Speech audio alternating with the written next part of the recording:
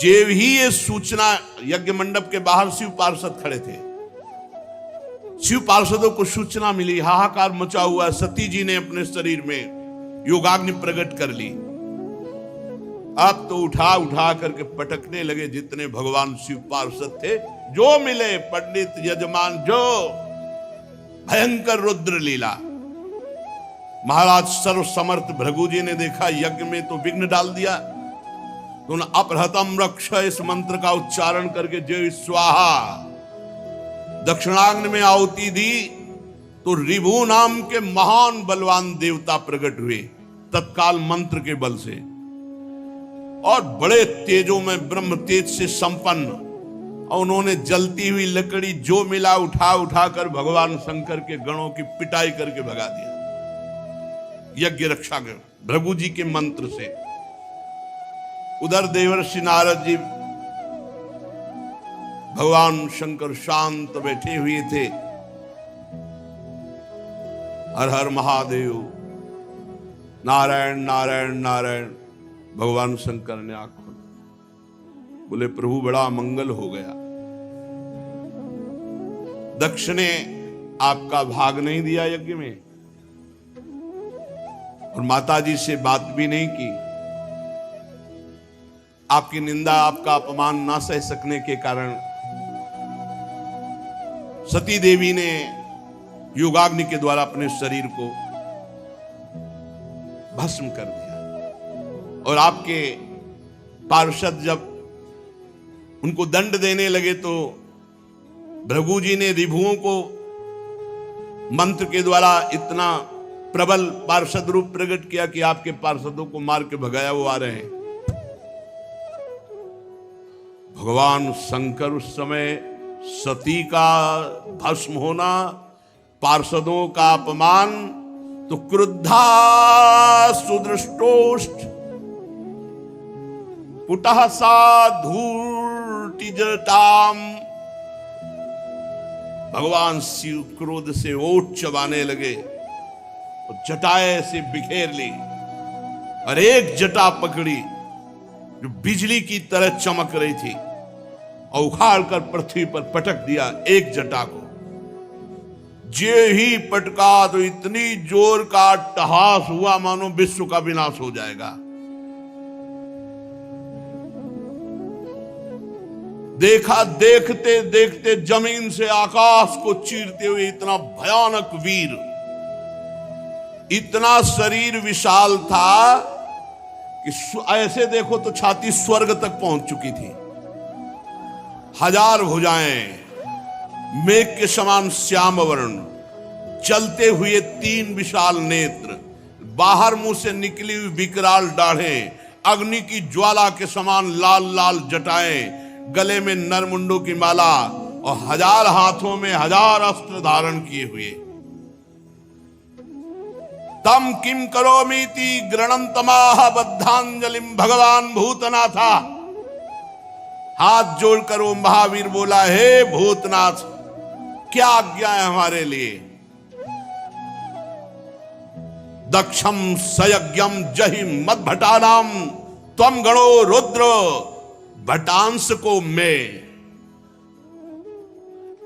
भगवान शंकर ने कहा, जाओ दक्ष, उसके यज्ञ, पार्षद, यज्ञ करता सबको नष्ट कर दो।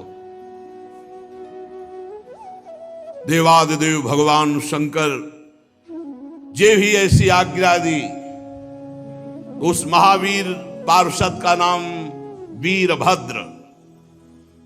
भगवान शंकर के चरणों को स्पर्श करके, परिक्रमा करके चलने को जैसे ही अगला कदम रखा मानो भूकंप आ गया। इतना विशाल का शरीर, ऐसा मालूम होने लगा मानो भूकंप आ गया। बड़े वेग से कुछ ही क्षण में सिंहनाद दहाड़ करते हुए यज्ञ मंडप की तरफ। 1000 हाथों में और अस्त्र तो है, भगवान शंकर का विशेष त्रिशूल हाथ में लिए हुए, मानो त्रिशूल संसार का संहारकारी मृत्यु ही त्रिशूल रूप धारण किए हो। हजारों सेवक और पीछे चल रहे हैं, रुद्रगण आगे वीरभद्र। वीरभद्र के पैरों की धमक से पृथ्वी हिल रही थी। ऋत्वज यज्ञशाला में जजमान सदस्य ब्रह्म ऋषि धमक से समझ गए कुछ गड़बड़ होने वाला है। अट्टहास सुनाई दिया, धूल दिखाई दी। तो जो चतुर विद्वान ब्रह्म ऋषि थे तो उन्होंने कहा कि अभी निकल लो। जो कुछ समझदार थे वो तो लघु शंका के बहाने, और जो थे कि मैं मंत्र के द्वारा अब देवता प्रकट करूंगा फिर रुद्रगणों की, अब वो बात नहीं थी, क्योंकि ये और कोई नहीं, महाकाल स्वयं रूप धर के वीर रुद्र का। जब वो चल रहे थे तो ऐसा लग रहा था आंधी तूफान चल रहा है, इतनी धूल उड़ रही थी। जटाएं ऐसी चमक रही थी मानो बिजली चमक रही हो। अट्टहास, गर्जना। दक्ष पत्नी प्रसूति अन्य स्त्रियों से व्याकुल होकर कहने लगी कि अब सर्वनाश निश्चित है, क्योंकि सती का तिरस्कार हुआ, महादेव जी को पता चल गया। भगवान शिव के अनादर का परिणाम अभी सर्वनाश शुरू हो जाएगा, मुझे अनुभव हो रहा है।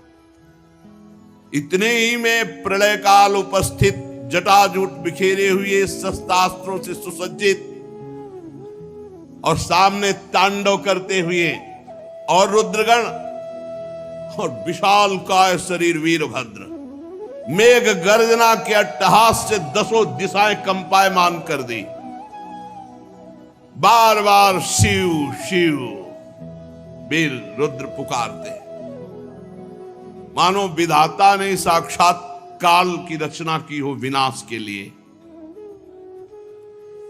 जो महात्मा जन ब्रह्म ऋषि भाग नहीं पाए, वो एक दूसरे की तरफ दया की दृष्टि से देख रहे थे। कोई मंत्र है, उच्चारण करो, अब बचाओ। इसी समय दौड़ करके रुद्र सेवकों ने संपूर्ण यज्ञ मंडप को, जो लघु शंका के लिए निकल गए थे तो बड़े प्रवीण थे, घेर लिया। और भगवान शिव के जो गण हैं, किसी का मुख मगरमच्छ जैसा, कोई भूरे रंग का, कोई बौना, कोई कैसे कैसे भगवान शिव के गण हैं। जितने वहां थे, किसी को मुख में डाला, किसी को मसला, किसी को काटा, किसी को मारा, वहां हाहाकार मचा। किसी ने यज्ञशाला के खंभों को तोड़ दिया, किसी ने यज्ञ के पश्चिम भाग को नष्ट कर दिया, किसी ने सभा मंडप को, किसी ने उत्तर भाग को, किसी ने यजमान गृह को, किसी ने पाकशाला को, किसी ने यज्ञ के पात्र जो देवताओं के भोग, लघुशंका का यज्ञ नष्ट हो, दक्ष नष्ट हो और संपूर्ण सभा को दंड मिले, ये भगवान शिव का आदेश है। जो अग्नियां घी से तृप्त चल, लघुशंका, पेशाब, हर देवता को दंड मिल रहा है। यहां भगवान शिव का तांडव शुरू। कोई यज्ञ कुंड में पेशाब कर रहा है, कोई वैदिक जो मंत्रों से, मेखला सूत्रों से सुरक्षित रखा गया, तोड़ दिया।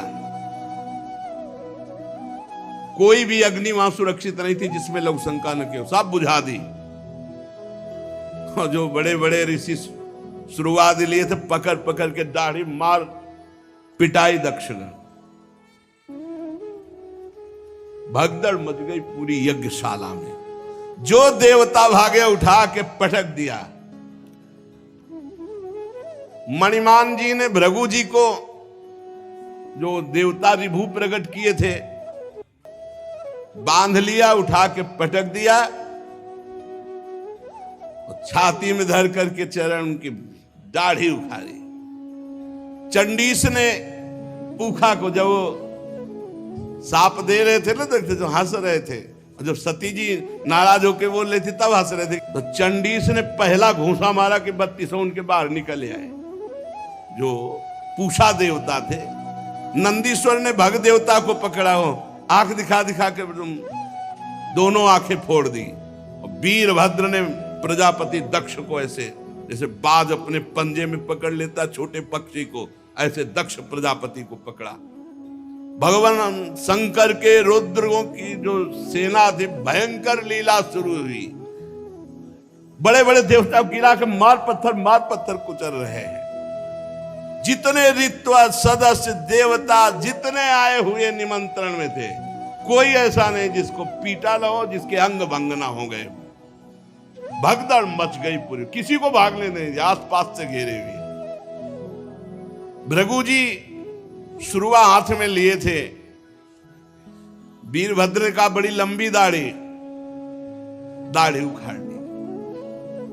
जो प्रजापति ऐसे मुछ ऐठे हुए सब बैठे थे, महादेव जी के पार्षदों ने मुछ उखाड़ ली, किसी की दाढ़ी उखाड़ ली, दांत तोड़ दिए, आंख फोड़ दिए। भारी देवादिदेव महादेव जी के पार्षद इस समय न कोई मंत्र काम कर रहा है, ब्रह्म ऋषियों का न साप काम कर रहा है कि जाओ कुछ नहीं, जल लिए रहो हाथ में, कुछ नहीं। ये शिव प्रताप है।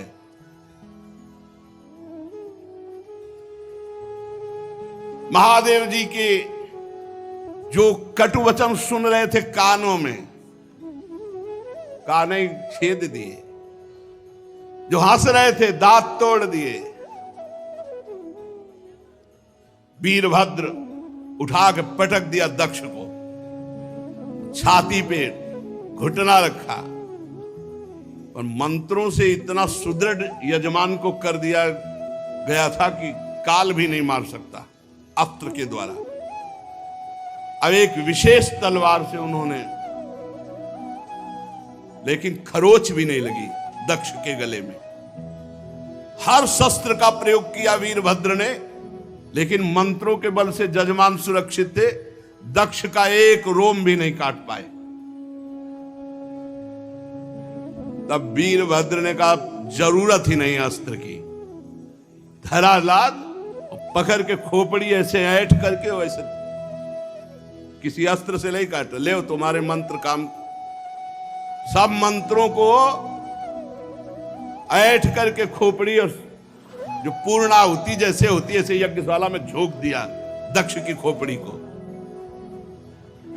यजमान दक्ष का धड़ लेकर के यज्ञाग्नि में भूत प्रेत पिशाच तांडव कर रहे हैं यज्ञ में। हाहाकार मच गया।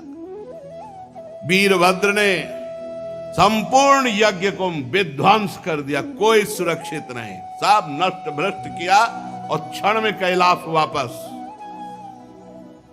भगवान शिव को प्रणाम किया और कहा प्रभु जैसा आपने आज्ञा की थी वैसा ही हुआ। त्रिशूल पट्टिस गदा पर एक मुदगर आयुधों से छिन्न भिन्न होकर ऋत्वज सदस्य जजमान सब नष्ट भ्रष्ट कर दिए गए। अब उनमें जिनकी सांसें चल रही थी, अब ऐसे ऐसे महापुरुष थे, अंतर ध्यान हुए, ब्रह्मा जी के पास पहुंचे, बोले प्रभु ऐसा ऐसा सब पूरा। दो नहीं गए थे इस यज्ञ में, न ब्रह्मा जी गए थे न भगवान हरि गए थे। ये पहले से जानते थे कि जहां शिव का अपमान होता है वहां सर्वनाश लीला होती है, इसलिए यज्ञ में नहीं गए थे, न ब्रह्मा जी न श्री हरि। जब जो बचे हुए देवता वो जाकर के वहां प्रार्थना की, सब अंग भंग। भगवान श्री हरि ने कहा परम तेजस्वी पुरुष का अगर कोई दोष भी बन जाए तो उसका अपराध नहीं करना चाहिए, फिर निर्दोष महापुरुष का अपराध करने पर तो सर्वनाश हो ही जाएगा। अगर वो तेजस्वी पुरुष है, अगर उससे कोई अपराध भी बन जाए तो उसके साथ अपराध के बदले में अपराध न करे, नहीं तो नाश हो जाएगा। फिर जो निर्दोष महापुरुष हैं उनकी निंदा उनका अपमान तो सर्वनाश कर ही देगा। और फिर तुम लोगों ने भगवान शंकर का अपमान, भगवान शंकर की निंदा, भगवान शंकर को भाग्य न देना। चलो अब जो हुआ सो हुआ, सब चलो भगवान शंकर के पैर पकड़ो। तुम लोग शुद्ध हृदय से यदि भगवान शंकर की प्रार्थना करोगे तो बहुत जल्दी आशुतोष हैं, वो बहुत जल्दी प्रसन्न हो जाते हैं। दक्ष के दुर्वचन, दक्ष का अपमान, प्रिया सती का वियोग, इसलिए तुम यदि मंगल चाहते हो, दूसरा संकल्प ना बनने पावे, सब चलो भगवान शंकर के पैर पकड़ो चल के। क्षमा अपराध मांगो। अगर दूसरी बार कुपित हो गए तो लोकपालों के सहित लोक के लोक भस्म हो जाएंगे, किसी की ताकत नहीं कि बचा सके। भगवान ने ऐसा कहा। भगवान रुद्र परम स्वतंत्र हैं, उनकी सामर्थ्य को न तो कोई ऋषि मुनि जानता, न कोई देवता जानता है, न देवराज इंद्र जानते हैं, न यज्ञ स्वरूप और कोई, और यहां तक कि मैं स्वयं नहीं जानता हूं कि वो कितने सामर्थ्यशाली हैं। इसलिए एक ही उपाय है, चलो सब चरण पकड़ लो भगवान शंकर की।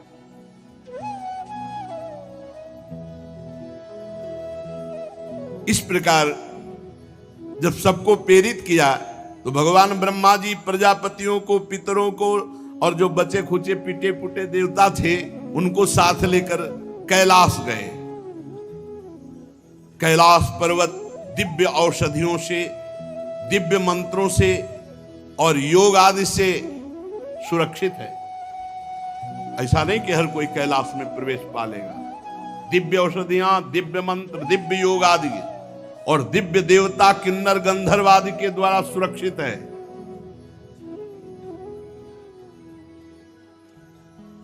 मणिमय शिखर कैलाश पर्वत के विभिन्न दिव्य धातुओं से युक्त है। बड़े निर्मल झरने बह रहे हैं। बहुत सुंदर विहार स्थली कैलाश पर्वत। मोरों के शोर, मदांध भ्रमरों के गुंजार, कोयलों की कुहू कुहू ध्वनि, पक्षियों का कलरव और कल्प वृक्ष की ऊंची ऊंची डालियां जिनमें पक्षी चहक रहे, बड़ा सुंदर कलकल ध्वनि झरनों की हो रही है। मंदार, पारिजात, सरल, तमाल, साल, ताड़, कचनार, असन, अर्जुन, इनके बड़े बड़े वृक्ष हैं। आम, कदम्ब, नीप, नाग, पुन्नाग, चंपा, गुलाब, अशोक, मौलसिरी, कुंद, कुर्बक, सुनहले शतपत्र कमल, इलायची, मालती की मनोहर लताएं, कुब्जक, मोगरा, माधवी की बेलें, ये बहुत सुंदर। ये सब देवता लोग देखते हुए जा रहे हैं। कटहल, गूलर, पीपल, पाकर, बड़, गूगल, भोज वृक्ष, औषधि जाति के पेड़, केले, नाना प्रकार के सुपारी, राजपूग, जामुन, खजूर, आमड़ा, आम, पियाल, महुआ, लिशौड़ा, ये बड़े बड़े वृक्ष। सरोवर सुंदर सुंदर जिनमें उत्पल, कलहार, शतपत्र, सहस्त्रपत्र के कमल खिले हुए हैं। झुंड के झुंड पक्षी वहां भ्रमण कर रहे हैं। हरिन, बानर, जंगली सुअर, सिंह, रीछ, शाही, नीलगाय, सरब, बाघ, कृष्ण मृग, भैंसे, करणांत, एक पद, अश्वमुख, भेड़िया, कस्तूरी मृग, ये सब झुंड के झुंड बनाकर, और देखा कि उसके चारों ओर नंदा नाम की दिव्य नदी, जिसमें केवल देवी सती ही स्नान करती थी। परम पवित्र कैलाश पर्वत की रमणीयता को देवता बड़े आश्चर्यचकित होकर देखते हुए जा रहे हैं। वहां अलका नाम की एक सुरम्यपुरी सौगंधिक वन देखा, जिसमें सुगंध फैलाने वाले सौगंधिक नाम के कमल खिले हुए थे। नंदा और अलकनंदा नाम की दो नदियां कैलाश के आसपास। तीर्थपाद श्री हरि के चरण रज के संयोग से अत्यंत पवित्र अलकनंदा, देवगंगा। अलकापुरी चांदी, सोने, बहुमूल्य मणियों, सैकड़ों विमानों से छाई। इसके बाद जैसे बिजली चमकती है, ऐसे तेजों में शिखर कैलाश के। कुबेर भगवान के सेवक शंकर जी के हैं। अलकापुरी कुबेर की राजधानी है। उसको छोड़कर जब आगे बढ़े तब देखा 100 योजन ऊंचा बट वृक्ष, 100 योजन ऊंचा, 100 योजन 400 कोस। सायोजन सतोत्सेधः पादो न विटपायतः। 100 योजन ऊंचा बट वृक्ष, 400 कोस ऊंचा। 75 योजन चारों तरफ डाले। 75 योजन, 75 योजन, 75 योजन, 75 योजन चारों तरफ। और हर ऋतु बट वृक्ष के नीचे, कहीं वर्षा ऋतु, कहीं शरद ऋतु, कहीं शिशिर ऋतु, हर ऋतु। ये भगवान शिव का बैठने का बट वृक्ष है।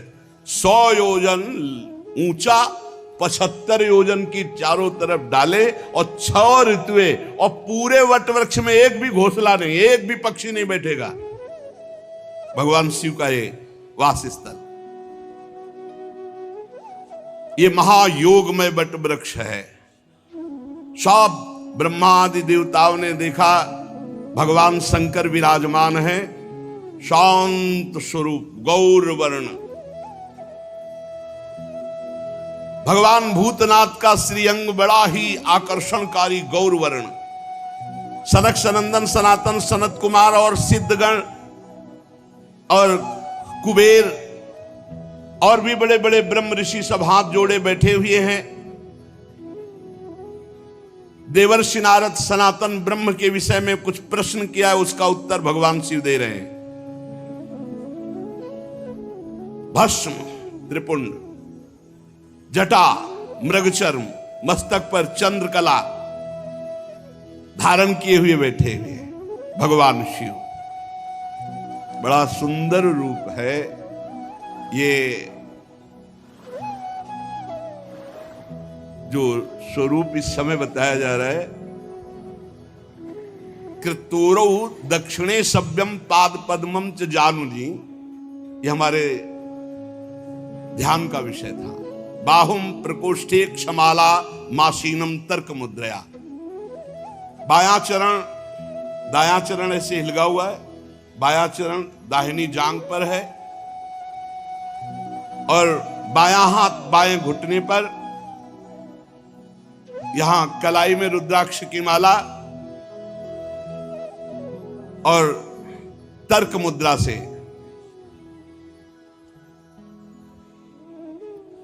भगवान शिव ऐसे बाएं, इसमें बायां पैर दाहिनी जांग पे, दाहिना चरण हिलिक रहा है। और योग पट्ट कहते हैं काठ की बनी हुई टहनी, टेकनी जिसमें ऐसे वो ऐसे दाहिनी तरफ लगी हुई। बड़े बड़े देवता, मननशील मुनि, बड़े बड़े लोकपाल सब हाथ जोड़े खड़े हैं। ऐसी मुद्रा में उपदेश कर रहे हैं।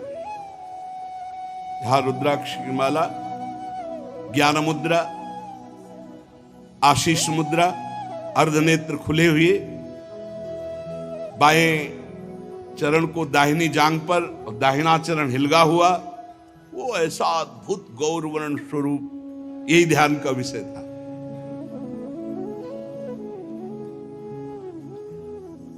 समस्त देवता दैत्यों के अधिपति ब्रह्मादि सब महादेव जी के चरण कमलों की वंदना की। जी देखा ब्रह्मा जी आए, भगवान शिव आसन से खड़े हो गए और सिर झुकाकर ब्रह्मा जी की वंदना की। चारों ओर महर्षियों से, अन्य सिद्ध गणों से सब घिरे हुए महादेव जी को, और ब्रह्मा जी भी नमस्कार मुद्रा में और भगवान शिव ब्रह्मा जी को नमस्कार। चंद्रमौली भगवान शिव बड़ी गंभीर मुद्रा में से हंसते हुए ब्रह्मा जी ने कहा, जाने त्वामीशं विश्वस्य जगतो योनि बीजयो शक्ति शिवस्य च परम यत्तत् ब्रह्म निरंतरम। मैं जानता हूं स्वामी, आप संपूर्ण जगत के रचयिता है, पालन करता है और संहार करता है। ब्रह्मा जी कह रहे विश्व की योनि शक्ति और विश्व के पुरुष शिव स्वरूप आप ही पर ब्रह्म है, आपसे ही संपूर्ण सृष्टि प्रकट होती है, शिव और शक्ति से। भगवान आप शिव शक्ति से संपूर्ण लीला करते हुए इस जगत को मकड़ी के जाले के समान प्रकट करते हैं, इसी पर खेलते हैं। आपकी ही बांधी हुई वर्णाश्रम धर्म की मर्यादा है। महामंगल में महेश्वर जो आपकी आराधना करते हैं, वो स्वर्ग चाहे तो स्वर्ग, मोक्ष चाहे तो मोक्ष, धन चाहे तो धन, जो चाहे आप प्रदान करते हैं। महानुभाव,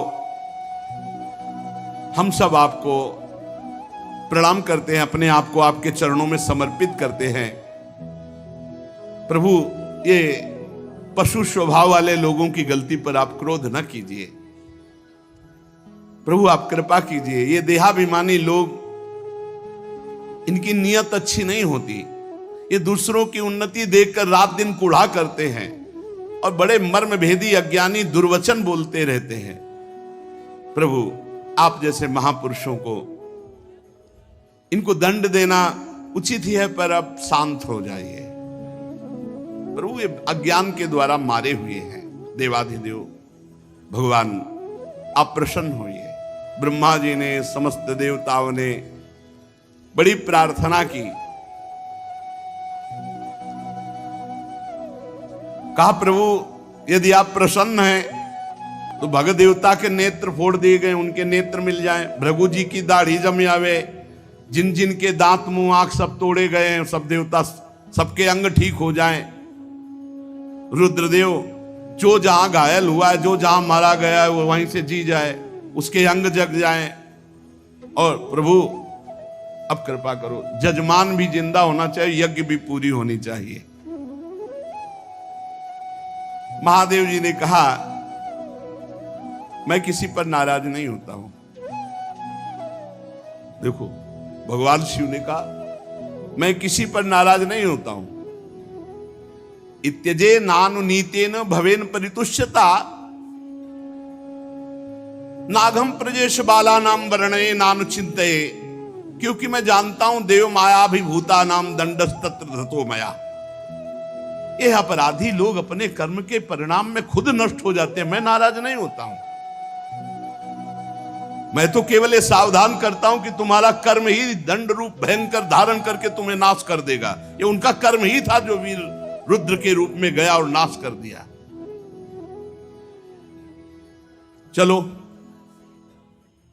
सबके अंग भंग जिनके हुए हैं, सबके अंग नवीन जागृत हो जाएं। जागृत हो गए। भग देवता, मित्र देवता, भृगु, जिसका जो जो कुछ नष्ट हुआ, वो सबके पूषा के दांत नए नहीं लगेंगे। अब हलुआ का भोग लगेगा इनको। बहुत खिल्ली उड़ा रहे थे, इनके दांत नहीं आएंगे केवल, और सबके अंग आ जाएं। अब इनके पिसा हुआ भोग लगेगा। और दक्ष प्रजापति का सिर तो जल गया, बकरे का सर लगा दिया जाए, भगवान शिव ने कहा, और यज्ञ पूरी की जाए। और यज्ञ का आखिरी भाग मेरा, तो यज्ञ पूरी हो जाएगी। जिनकी भुजाएं टूट गई हैं याज्ञिकों में से, तो अश्विनी कुमार की भुजाओं से। भृगु जी की दाढ़ी भृगु जी जैसी नहीं जगेगी, बकरी जैसी जगेगी। याद तो रहेगा इनको। भगवान शंकर के वचन सुनकर ब्रह्मा जी बोले, धन्य है, धन्य है। अरे किसी तरह प्रसन्न तो हो गए। धन्य नहीं तो दोबारा तीसरा नेत्र खोल देते तो लोक और लोकपाल सब भस्म हो जाते। शिव है शिव, जो इनको जानते नहीं है उसे बोले भगवान शंकर। भगवान शंकर अपने में आ जाए तो कोई है ही नहीं, कोई है नहीं, कोई नहीं। अब अगर अपने भोले हैं, बस इतनी बात समझो। इसीलिए इनकी कृपा से ही सब कुछ प्राप्त होता है। हरि की प्रसन्नता, हरि की भक्ति, हरि का प्रेम। आप जानते हो राधा वल्लभ जी कौन है? इन्हीं की आत्मा है, इन्हीं से प्रकट हुए हैं, इन्हीं से प्रकट हुए हैं। भगवान शिव है। भगवान शिव ने जब ऐसा भगवान शंकर के वचन सुनकर के कि भगवान शिव प्रसन्न हो गए, धन्य है, धन्य है सब देवता, अब वैसा ही किया गया। महादेव जी से कहा गया कि यज्ञशाला में पधारो, तो ब्रह्मा जी लेके गए महादेव जी को यज्ञशाला में। भगवान शंकर की दृष्टि पड़ते ही सब जीवित हो रहे, जितने मारे गए थे, और जैसा जैसा विधान किया वैसा सबके अंग। अब एक जो यज्ञ पशु बकरा, वो उसका सर दक्ष के गर्दन में जोड़ा गया। ये ही जोड़ा गया तो शिव दृष्टि पड़ते ही उठ गए। बहुत कड़ुआ बोलते थे। शिव को देखा अब तो हृदय एकदम, महादेव जी की स्तुति करना चाहते थे, पर सती जी का स्मरण आने पर आंसू आ गए और चिल्ला चिल्ला करके वो रोने लगे। प्रेम विह्वल प्रजापति दक्ष जैसे तैसे अपने को रोका। अब बकरे की आवाज में क्या होता है स्तुति, बहुत जोर के बोलते थे। भगवान शंकर कुछ बोल ही नहीं पा रहे, तो भगवान शंकर ने सामर्थ्य दी। तब दक्ष बोले, भगवान मैंने अपराध किया है आपका, और आपने जो थोड़ी शिक्षा के लिए दंड दिया, इसको मैं कृपा मानता हूं। आज मेरा अहंकार नष्ट हो गया। आप और भगवान श्री हरि तो आचारहीन नाम मात्र के भी अपने जनों की उपेक्षा नहीं करते। फिर प्रभु, हम तो यज्ञों के द्वारा आपकी ही प्रसन्नता के लिए आपकी आराधना करते हैं, आप हमें कैसे भूल जाएंगे? प्रभु, आपने ही ब्रह्मा होकर सबसे पहले आत्म तत्व की रक्षा के लिए अपने मुख से विद्या, तपस्या, व्रतादि ब्रह्म ऋषियों को उत्पन्न किया। प्रभु, मैं आपके तत्व को नहीं जानता हूं। मैंने भरी सभा में आपको अपने वचनों से बेधा था, किंतु आज मैं फल पा गया। अगर आप आशीष न देते तो आज के बाद शब्द ही नहीं निकलता। प्रभु, मेरे अपराध क्षमा कर दो। पूज्यतम महानुभावों को अपने जनों के अपराध क्षमा करने ही पड़ते हैं। आप अपनी करुणा भरी दृष्टि से मुझे उबार लो। अब भी आपको प्रसन्न करने के लिए मेरे पास गुण नहीं है, बस आप अपनी कृपा से प्रसन्न हो जाओ, उदारतापूर्ण बर्ताव से प्रसन्न हो जाओ। आशुतोष भगवान शंकर प्रसन्न हो गए। उपाध्याय, ऋत्वज आदि की सहायता से यज्ञ आरंभ हुआ। ब्राह्मणों ने मंत्रों के द्वारा पूरी सब पवित्रता की, फिर यज्ञ प्रारंभ की और फिर भगवान का आवाहन किया। पहले यज्ञ में ना तो ब्रह्मा जी आए थे ना भगवान आए थे। जब भगवान शंकर पधारे तो आवाहन जो ही किया, तो उसी समय श्याम वर्ण कमर में सुवर्ण की करधनी, पीतांबर धारण की, अनंत सूर्यों के समान दीदीप्यमान मुख कमल, नीली अलकावली कांतिमय कुंडलों से शोभायमान, और शंख चक्र बाण धनुष गदा खड्ग ढाल भगवान 8 भुजा धारण किए हुए वहां प्रकट हुए। हृदय में श्रीवत्स का चिन्ह, सुंदर बनमाला, उदार हास, लीला में कटाक्ष, आनंद मगन करते हुए आसपास सहस्त्रों पार्षद प्रकट हो गए, जो चवन ढुला रहे हैं, कोई छत्र लिए है। भगवान पधारे। ये देख करके ब्रह्मा जी, महादेव जी, देवराज इंद्र, सब ऋषि आनंदित हो गए और भगवान को प्रणाम किया। सबकी जिह्वा लड़खड़ा रही थी। भगवान के तेज के सामने कोई बोलने में समर्थ नहीं हो रहा था। ब्रह्मा जी की भी मति काम नहीं कर रही थी, ऐसा भगवान का दिव्य रूप। दक्ष ने, ऋत्विजों ने, सदस्यों ने, भगवान शंकर ने, भृगु जी ने, ब्रह्मा जी ने, इंद्र ने, याज्ञिकों ने, ऋषियों ने, सिद्धों ने, यज्ञ पत्नियों ने, लोकपालों ने, योगेश्वरों ने और ब्रह्म स्वरूप वेद मूर्तिमान होकर के, फिर अग्निदेव मूर्तिमान होकर समस्त देवताओं ने, गंधर्वों ने, विद्याधरों ने और ब्राह्मणों ने, सबने भगवान की अलग अलग स्तुति की। श्री भगवान ने कहा, ध्यान से सब लोग सुन लो। जब सबने विनय की, इन सब ने, तो भगवान ने कहा, सुनो, जगत का परम कारण मैं ही महादेव हूं, मैं ही ब्रह्मा हूं और मैं ही हरि हूं। उपाधि शून्य। हे विप्रवरो, तुम मेरी इस बात को स्वीकार करो कि जो मोरे ब्रह्मा, विष्णु और शंकर, इन 3 रूपों में थोड़ा भी भेद देखता है और किसी का भी अपमान करता है, वो कभी सुरक्षित नहीं रह सकता।